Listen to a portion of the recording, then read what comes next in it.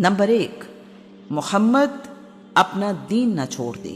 Number 2، بنی ہاشم محمد کی حمایت نہ چھوڑ دیں۔ نمبر 3، بنی ہاشم محمد کو ہمارے یعنی قریش کے حوالے نہ کر دیں۔ سردار کے خیمے کے ارد گرد اس کے بیٹوں، بھتیجوں اور قریبی رشتہ داروں کے خیمے ہوتے ہیں۔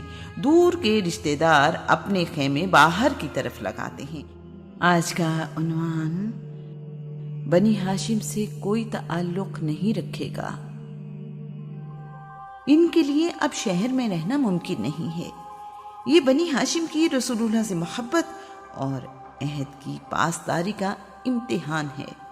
ابو لہب اور اس کے بیوی بچے بنی ہاشم کا واحد خاندان ہے جس نے اس مشکل میں رسول اللہ کا ساتھ نہیں دیا۔ وہ قریش کے ساتھ مکہ ہی میں موجود ہے، اس بائیکاٹ میں برابر کا شریک اور اپنے عمل پر فخر کرتا ہے۔ مکہ کے ارد گرد خشک پتھروں کے پہاڑ ہیں، کسی پھلدار درخت کا سوچا بھی نہیں جا سکتا۔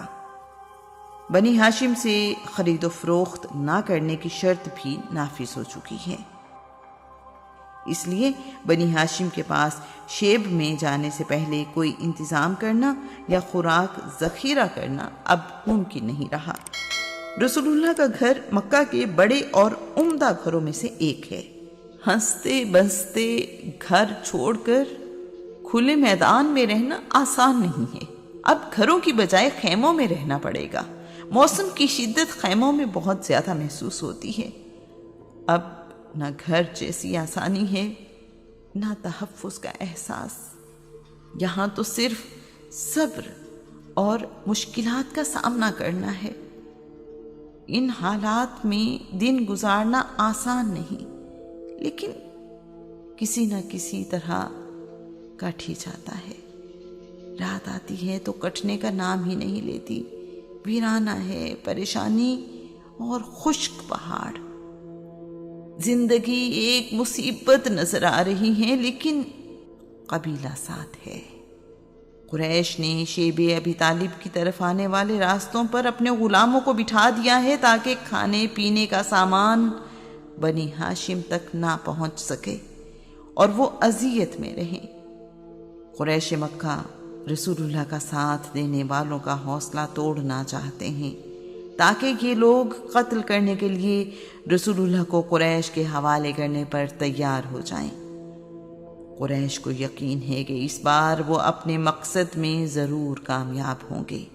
بنی ہاشم کا حوصلہ قائم ہے۔ گرمی سے سردی اور سردی سے گرمی کا موسم آ گیا ہے۔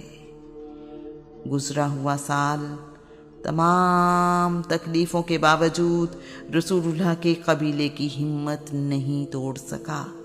درد دل رکھنے والا کوئی شخص کبھی کھانے پینے کا سامان اگر شیب میں پہنچانے کی کوشش کرے تو قریش مکہ اس کے راستے میں دیوار بن کر کھڑے ہو جاتے ہیں۔ باپ جیسے چچا ابی طالب کو فکر رہتی ہے کہ قریش رات کے اندھیرے میں حملہ کر کے کہیں رسول اللہ کو نقصان نہ پہنچائیں۔ قریشی سرداروں کی دھمکی ابی طالب کے ذہن میں موجود ہے۔ رسول اللہ کی حفاظت کے لیے انہوں نے ایک خوبصورت انتظام کیا ہے۔ شام ہوتے ہی رسول اللہ سمیت سب اپنے اپنے بستر پر لیٹ جاتے ہیں۔ اندھیرا گہرا ہونے پر ابی طالب رسول اللہ کے پاس آتے ہیں، انہیں ان کے بستر سے اٹھا کر کسی دوسرے بستر پر لٹا دیتے ہیں۔ رسول اللہ کے پہلے بستر پر کبھی اپنا بیٹا، کبھی بھائی اور کبھی بھتیجا سلا دیتے ہیں۔ ایسا ایک ہی رات میں کئی بار بھی کرتے ہیں۔ یوں ابی طالب کسی کو علم نہیں ہونے دیتے کہ رسول اللہ کس بستر پر سو رہے ہیں۔ ایسا کرنے سے ابی طالب کا مقصد یہ ہے کہ رات کی تاریکی میں اگر کوئی حملہ کرے تو رسول اللہ محفوظ رہیں۔ کیا باپ کو اپنے بیٹے سے بھی زیادہ کوئی عزیز ہوتا ہے؟ کیا بھتیجا بیٹے یا بھائی سے زیادہ اہم ہوتا ہے؟ یہاں تو معاملہ رسول اللہ کا ہے، اور چچا جانتے ہیں کہ محمد بن عبداللہ صرف بھتیجا نہیں ان کی حفاظت کی خاطر تو سب سختیاں کاٹی جا رہی ہیں۔ قریش نے مکمل اہتمام کیا ہے کہ بنی ہاشم تک کسی قسم کا مال تجارت نہ پہنچ سکے۔ انہوں نے دوسرے شہروں سے مکہ آنے والے تاجروں کو بنی ہاشم سے تجارت کرنے سے منع کر رکھا ہے۔ انہوں نے اعلان کر رکھا ہے، بنی ہاشم سے تجارت کرنے والا اپنا مال مکہ کی منڈیوں میں نہیں بیچ سکتا۔ اگر کوئی ہم سے تجارت کرنا چاہتا ہے تو بنی ہاشم کو اپنا مال بیچے، نہ ان سے کوئی مال خریدے، اسی میں بھلائی ہے۔ ولید بن مغیرہ نہایت امیر سردار ہے۔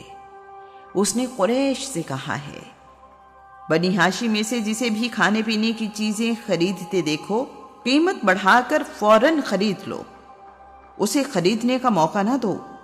اگر تم میں سے کسی کے پاس مال خریدنے کے لیے رقم نہ ہو تو بھی خرید لے، اس خرید کے لیے نقد رقم میں ادا کر دوں گا۔ قریش ایسا ہی کرتے ہیں، باہر سے آنے والے تاجروں سے سارا مال خرید لیتے ہیں اور بنی ہاشم کو موقع ہی نہیں دیتے کہ وہ کچھ خرید سکیں۔ ان دنوں تجارت کا سامان لے کر مکہ آنے والوں کو بہت زیادہ منافع مل رہا ہے۔ بعض اوقات انہیں اپنے مال کی کئی گنا زیادہ قیمت مل جاتی ہے۔ شیب ابی طالب میں موجود بچوں کے کھانے کے لیے کچھ بھی نہیں ہوتا۔ وہ بھوک سے بھی لگتے ہیں، جن کی آواز سن کر قریش کے کچھ لوگ خوش ہوتے ہیں اور کچھ تکلیف محسوس کرتے ہیں۔ حج کے دنوں میں رسول اللہ شیب سے نکل کر لوگوں سے ملے اور ان تک اللہ کا پیغام پہنچایا ہے۔ حج کے دن گزرنے کے بعد بنی ہاشم کے تمام لوگ اور دوسرے آزاد مسلمان شیب میں محصور ہیں۔ مسلمانوں کی بڑی تعداد بائیکاٹ سے پہلے ہی حبشہ ہجرت کر چکی ہے۔ گنتی کے چند مسلمان جو غلام ہیں یا مجبور مکہ میں موجود ہیں۔ مکہ میں رہنے والے تمام قریشی قبیلوں کی مخالفت اور دشمنی کی وجہ سے ان کے لیے بنی ہاشم کی مدد کرنا ممکن نہیں۔ مکہ میں رہنے والے ایسے لوگ جنہیں بنی ہاشم کی تکلیف کا احساس ہے، چوری چھپے کھانے پینے کا کچھ سامان شیب میں پہنچانے میں کامیاب ہو بھی جائیں تو اس کی مقدار اتنی کم کہ چند دن کے لیے بھی ناکافی ہوتی ہے۔ تجارتی سرگرمیاں نہ ہونے کی وجہ سے بنی ہاشم کے پاس پیسوں کی کمی ہر وقت رہتی ہے۔ قریش بنی ہاشم کو مشکل ترین حالات میں رکھنے میں کامیاب ہیں۔ انہیں انتظار ہے کہ کب بنی ہاشم کا حوصلہ ٹوٹے اور وہ رسول اللہ کو ان کے حوالے کر دیں۔ قریش کو اپنی کامیابی کا یقین ہے۔